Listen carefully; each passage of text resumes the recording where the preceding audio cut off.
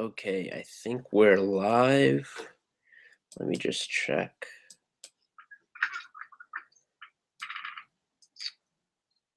Okay.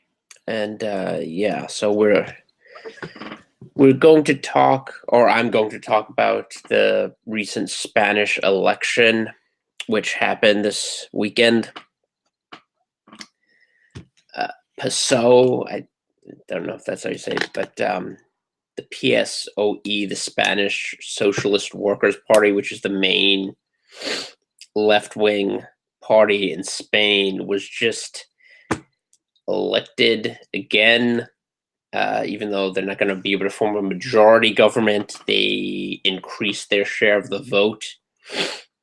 So I'm not sure. I think this is the third election in, or maybe it's the third election in 4 years, or a fourth election in 3 years. But it's been a very tumultuous period in terms of the politics of Spain because they've been dealing with the Catalan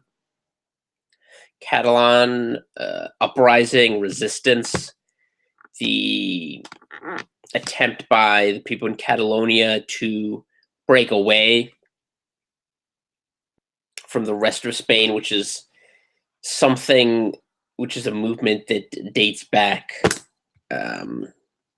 well, I suppose since Catalonia was incorporated into Spain, but there's always been a deep-seated resistance to Spain. They're kind of Catalonia is kind of like the cash cow of that country. It's kind of used to. It's kind of the equivalent, I guess, would be London, but it's not treated as the capital. Barcelona is seen as this international city, but they feel put upon and abused to a large extent, not unjustifiably so, but as you can see by the attempts to crush the independence movement, the leaders have been arrested. I think the main leader is in prison right now, even though they participated in the most recent elections. And the Spanish Independence Party, even though it's not overwhelmingly, although it's not overwhelming, they still retain a plurality of support within Catalonia. But anyway, this has kind of been the backdrop to Spanish political, because in order to form a majority government, you would have to have a party that's sufficiently harsh on Catalonia and the Catalan desire for independence, which is a problem for the socialists. But the results were kind of interesting in the sense that there was an increase in voter turnout, and the main theory behind this is that the left was sort of galvanized to turn out in order to stop the quote-unquote far right, i.e. Vox,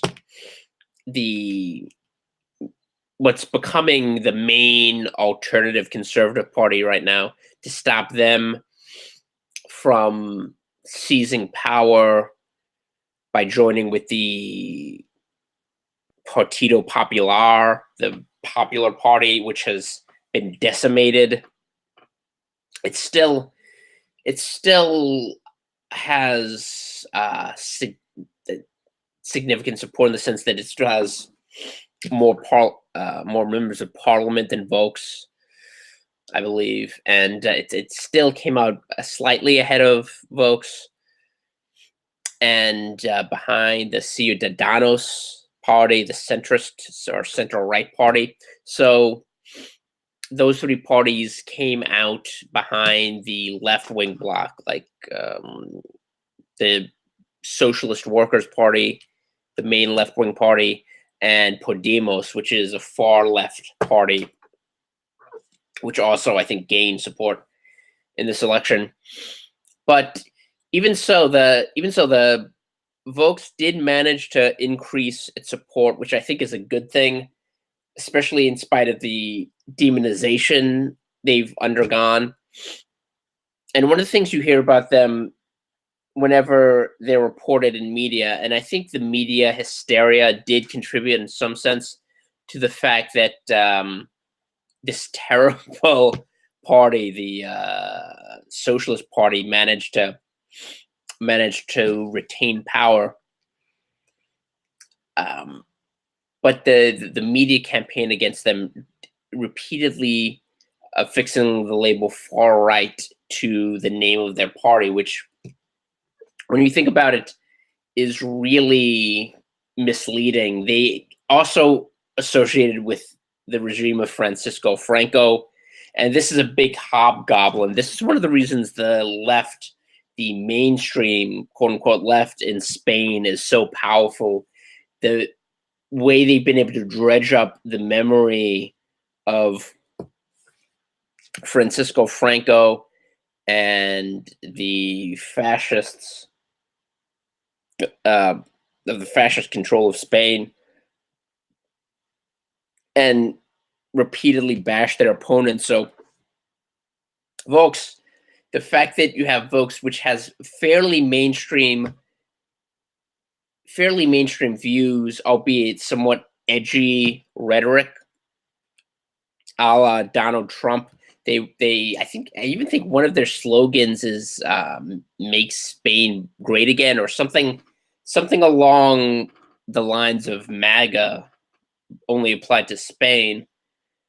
But they have edgy rhetoric, but they have fairly mainstream views, perhaps not for Europe, but being opposed to gay marriage, being opposed to Catalan independence, obviously, is kind of a mainstay of right-wing parties. For some reason, it's kind of like the opposition to Quebec independence in Canada, even among conservatives who theoretically would benefit if Quebec left Canada. Just like in Spain, the right is always opposed to Catalan independence. But that, along with their the the main thrust of their platform, which is basically opposing Islam and opposing mass immigration, they support deporting illegal immigrants. So the idea of deporting illegal immigrants, just like in the U.S., the media views this as a far right position. So the fact that they were able to garner 10% of the vote is really remarkable. Unfortunately, they didn't get a larger share, and the Socialist Party is still retained power. And I think Spain is one of the few European countries where the mainstream Socialist Party has not been completely decimated. one of the highlights of the post-Brexit political climate in Europe, especially continental Europe, is the decimation of the Socialist Party. The Socialist Party, which is usually the main party, either in opposition or the governing party in Europe, has been obliterated in France and in Italy. In both countries, the Socialist Party has been virtually wiped out, and it's also, although it's fluctuating, of in Germany, it's also been really marginalized in Germany because of their alliance with Angela Merkel. So, I mean, that's one of the highlights. Even if most of these, in many cases, these parties were not able to take power, they at least were able to expose the hollowness of this corporatist, open borders, globalist, socialist party that has been the default alternative for the left and for progressives throughout Europe. So, unfortunately, that's not the case in Spain. In Spain, they've been able to retain power by conjuring up a fantasy of a returning fascism. Ironically, there is a real danger of a reverse Reconquista, in the sense that Islam is a genuine threat in Spain, and the Socialist Party is going to accelerate that, is going to continue to embrace Islam to further their own political goals, just like the former socialist prime minister of France, Francois Hollande, was elected. The sole reason he was elected was because of the Muslim vote. And right now, even though it hasn't reached that point in Spain, there probably will come a time when Muslims will be the deciding factor and will probably perpetuate socialist rule in Spain. So that is definitely something to worry about. But the fact that Vox was successful to the degree they were is something to celebrate. And hopefully this portends good things for Spain's future, even though the immediate future obviously does not look good.